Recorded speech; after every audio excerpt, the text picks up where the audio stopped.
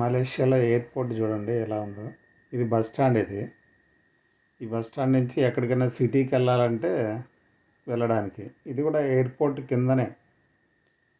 Airport నుంచి బయటికి రాగానే ఎదురుగానే బస్ స్టాండ్ కనపడుతుంది.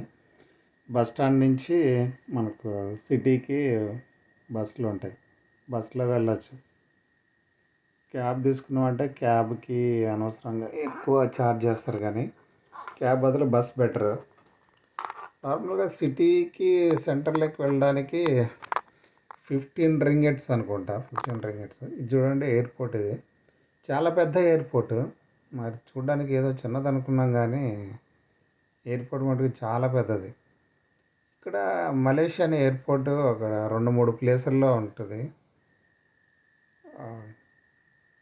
చాలా పెద్దగా ఉంది ఎయిర్పోర్ట్. చూసినంత ఉంటుంది.